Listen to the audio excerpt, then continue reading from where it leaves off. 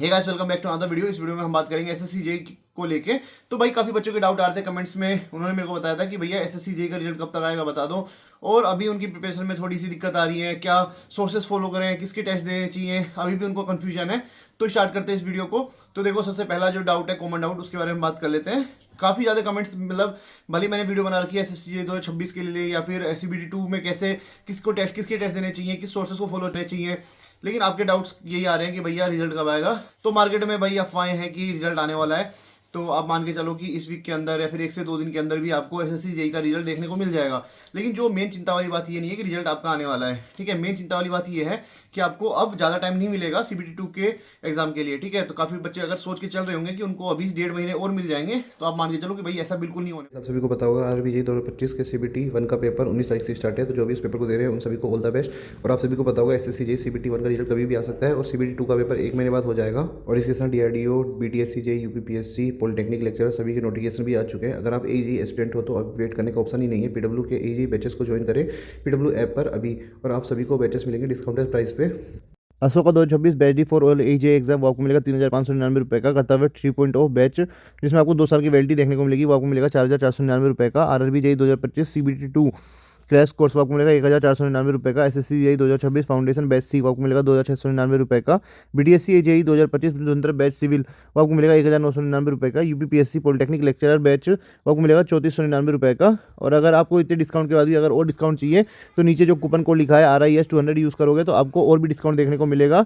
और इन सभी बैचेस का लिंक मैंने अपने डिस्क्रिप्शन में डाल दिया है, तो जिस भी बैच के लिए आप इंटरेस्टेड हो आप उसको वहाँ से लिंक से परचेज कर सकते हैं। अगर आपने देखा हो इसका पैटर्न, जो लास्ट ईयर या फिर उससे पहले भी ये करता है, वो 20 से 25 दिन के अंदर अपना पेपर करवा लेता है। अगर अभी तक आपको लग रहा है कि आप 1.5 महीने के हिसाब से पढ़ रहे हैं, तो भाई अपनी चीज़ों को जल्दी जल्दी समेटना स्टार्ट कर दीजिए। टेस्ट नहीं दे रहे हो तो टेस्ट दीजिए, अपनी गलती को देखिए, कहाँ आप गलती कर रहे हो, कहाँ आप लैग कर रहे हो। तो आपको क्या है कि आपके पास, मतलब मान के चलो कि 1 महीना आपके पास बचा हुआ है, उस 1 महीने को कैसे यूटिलाइज करते हो। तो और भाई आपको इतनी मेहनत करनी है कि जो मेहनत आप 2 महीने में करने वाले थे वो आपको अब इस लास्ट महीने में करना है, जिससे आपका सिलेक्शन के चांस और ज़्यादा बढ़ जाए, ठीक है। क्योंकि आप मान के चलो कि जो भी बच्चा प्री निकाला है वो पढ़ने वाला बच्चा है, ठीक है, और लिमिटेड सीटें हैं।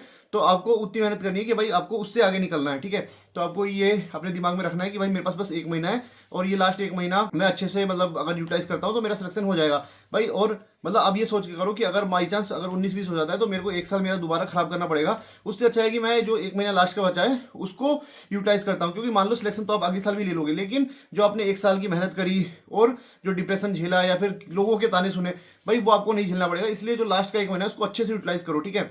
और आपको इसमें क्या करना चाहिए कि आपको टेस्ट देने हैं, ठीक है, टेस्ट दो। और टेस्ट से ये होगा कि आपको अपनी गलती पता चलेगी कि मेरा सोम वीक है, मेरा सोइल वीक है, मेरा टोस वीक है।